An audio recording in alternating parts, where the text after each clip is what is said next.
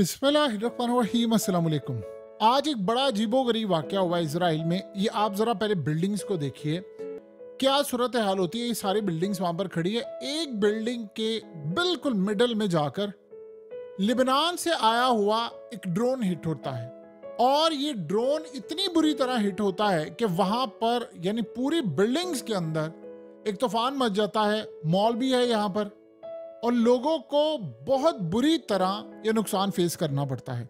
यानी ये एक अजीबोगरीब सूरत हाल हुई है कि आयरन डोम सोया रहा, डिफेंस सिस्टम सोया रहा, इनका पैसा सोया रहा, और लिबनान से एक ड्रोन, छोटा सा एक ड्रोन आप देख सकते हैं, वो उड़ता उड़ता आता है। और अगर इजराइल की बिल्डिंग में जब हिट करता है तो वहां पर लोगों को सायरन सुनाई दे रहा है, और ड्रोन काफी स्लो था, आता आता कि लोगों ने उसकी वीडियोस भी बनाई, और वो सीधा जाकर बिल्डिंग पर जब हिट किया है तो उस बिल्डिंग की सूरत हाल आप यहां से अंदाजा कर सकते हैं। कि आप ये देखिए कि जब वो हिट करता है तो लोग बिल्कुल वहां पर खड़े थे, अंदर खाना खा रहे थे, कुछ चीजें थी, वहां पर जो अफरा तफरी मची है, लोग भागे हैं।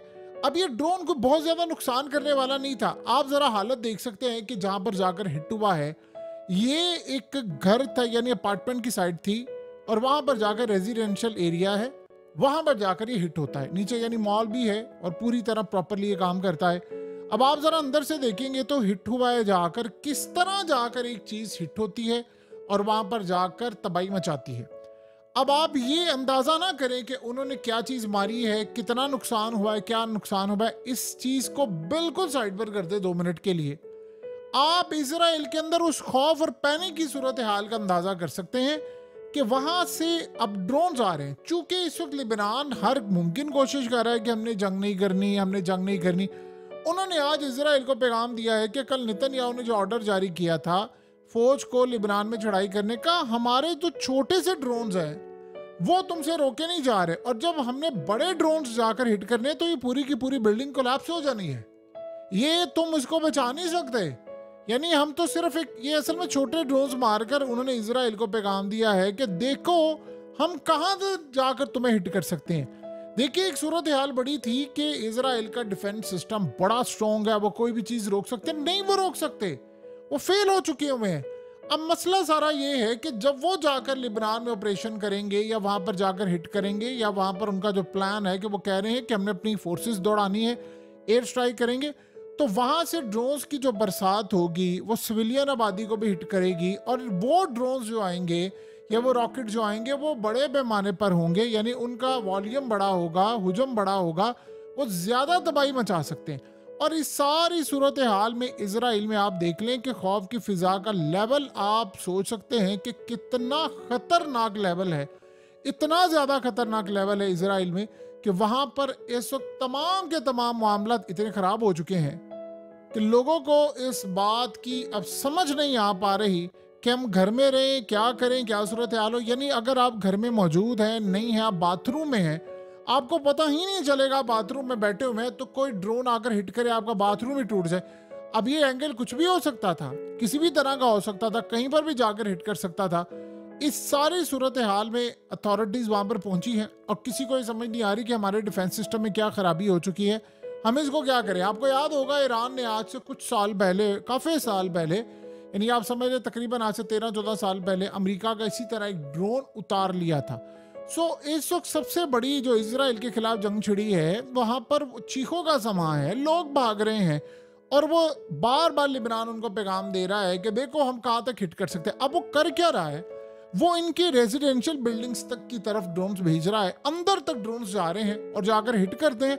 नुकसान ज्यादा नहीं करे, लेकिन वो सिर्फ नफ्सियाती तौर पर एक जंग करें। ये इसराइल की इंटेलिजेंस मालूमात थी, उसमें उन्होंने कहा था कि ये असल में पूरी इसराइल की सोसाइटी को दिमागी तौर पर इन्होंने मफलूज कर दिया। ये नफ्सियाती एक जंग है जिसमें आपको खौफ ये रहता है हर वक्त कि पता नहीं क्या होगा। और देखिए, आप हार्श रिएक्शन भी नहीं आता, जो होता है कि एक बहुत बड़ी चीज तबाह हो जाए। अब जंग छिड़ दे, छोटे छोटे हमले हो रहे हैं, 1000 कट्स वाली बात होती है। क्या आप छोटे छोटे हमले करके उनको खौफ में मुब्तला करें। अच्छा, यहाँ से ड्रोन आ गया, अच्छा तिल अवीव तक मारा गया। अब याद कीजिए कि यमन ने तिल अवीव में जो ड्रोन मारा था उसके बाद उन्होंने कोई ड्रोन हमला नहीं किया। उन्होंने ड्रोन हमला इसलिए नहीं किया, उन्होंने सिर्फ ये बताना था कि हम यहाँ तक आ सकते हैं। जब आप यहाँ तक आ सकते हैं तो इसका मतलब है कि जब लड़ाई होती है तो आप फिर कहीं तक भी जा सकते हैं। अब ये लिबनान का कल ऑर्डर जारी हुआ है तो आप ये देखिए उन्होंने क्या काम किया। जैसे ही वो इनके ऊपर चढ़ाई करेंगे तो सोचे जब वो रॉकेट्स और ये चीजें सब कुछ मारना शुरू कर देंगे तो फिर सूरत हाल कितनी खतरनाक होगी। उन्होंने असल में अभी तक ये जो काम कर रहे हैं ये चेक करें अब इनकी रेंज क्या है, ये कहां तक रोक सकते हैं हमारा डिफेंस सिस्टम। अब देखिए हिजबुल्लाह को जो ईरान ने एक डिफेंस सिस्टम था जिसके थ्रू उन्होंने अमेरिका का ड्रोन गिराया था, अब वो डिफेंस सिस्टम उनको मिल चुका है।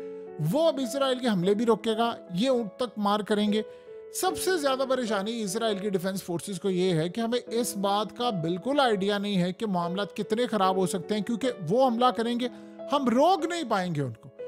पहले तो ये कहते थे हमने रोक लिया, अब तो आप सोचे एक ड्रोन आता है, 2 ड्रोन आते हैं, कुछ रॉकेट्स आते हैं, वो सारे के सारे हिट कर देते हैं आकर, और वो बार बार जा रहे हैं। अभी वो कह रहे हैं, याद कीजिए हसन नजरुल्लाह ने जो बात की थी उसने कहा था 30 मिनट के अंदर 35 साल की आपकी मेहनत, फैक्ट्रीज, बिल्डिंग्स, और आपको 30 से 35 अरब डॉलर का नुकसान हम सिर्फ 30 मिनट में दे देंगे, सब कुछ उड़ा कर रख कर देंगे।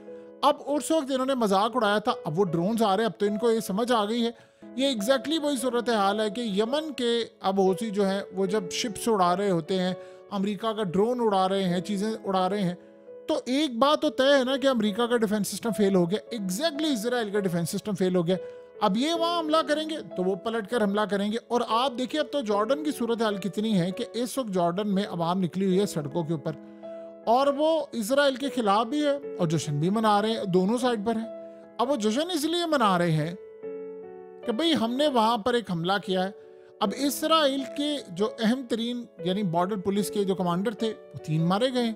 अब इसराइल और जॉर्डन की इंटेलिजेंस एजेंसियां इस पर पूरा एक राउंड कर रही हैं और वो इसको देख रही हैं कि कैसे हुआ है मामला, कौन कौन इसमें शामिल था, कितने लोग थे। सो इस सारी सूरत हाल में अगर आप इसराइल की यानी चीज़ों को देखें तो उन पर हर तरफ से हमले हो रहे हैं, और ये हमले उनको बता रहे हैं कि मामला उनके हाथ से काफ़ी हद तक निकले हुए हैं।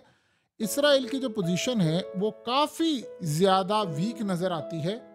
देखिए जो 15 रॉकेट्स मारे गए हैं, 7 ड्रोन्स हैं, उनमें से बहुत सारी दीगर जगहों पर जाकर लगे। वहाँ पर चूंकि इसराइल के मीडिया ने कहा हुआ है कि किसी सूरत वहाँ से इजाज़त नहीं है कि कोई वीडियो बना सके, कोई तस्वीरें ले सके, कुछ भी कर सके। लेकिन एक बात तय है कि ड्रोन अब जो जाकर अंदर तक घुसकर लग रहे हैं, इसने एक बड़ा अलार्मिंग साइन बजा दिया है इसराइल के लिए।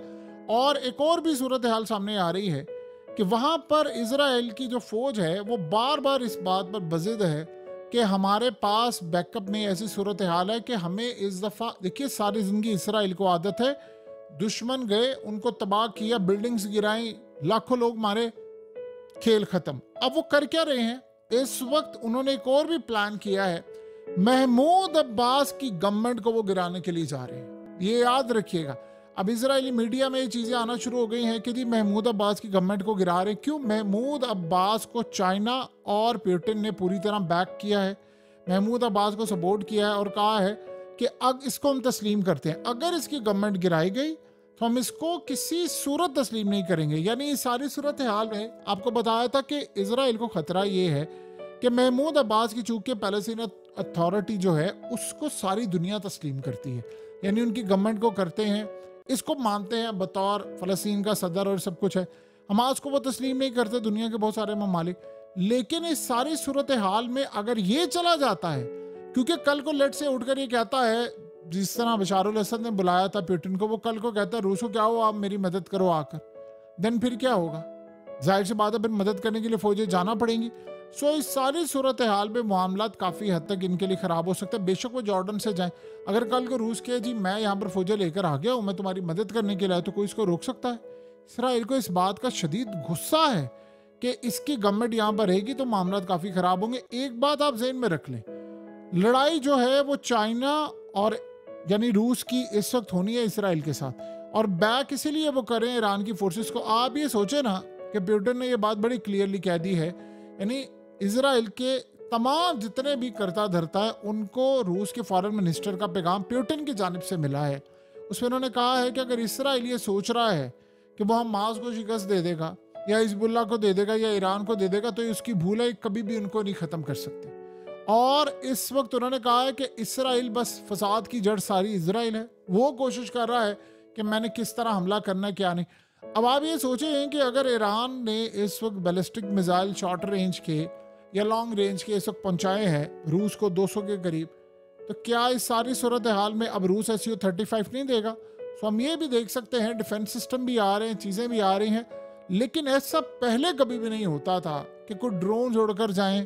देखिए, इसराइल का डिफेंस सिस्टम बहुत कारामद था, हमेशा से ज़बरदस्त रहा है उनका अर्ली वार्निंग सिस्टम। ये पहली दफ़ा ऐसा हो रहा है कि छोटे छोटे ड्रोन, लोग घरों से बाहर निकलते हुए खौफजदा है। आपको पता है फिजा के अंदर ड्रोन आता है तो अलार्म बज रहे हैं, लेकिन वो डिफेंस सिस्टम उनका ट्रैक नहीं उसको कर पा रहा है। ये उसको पता फिजा में कोई ऑब्जेक्ट आया है, सो लोग खौफजदा होते हैं, उनको नहीं पता कि कौन कहाँ पर आ रहा है, क्या सूरत हाल है। लेकिन इस दफ़ा बड़ी अजीब सूरत हाल है कि सीधा बिल्डिंग्स को हिट कर रहा है वो जाकर, और ये इसराइल और अमेरिका की टेक्नोलॉजी का जनाजा है।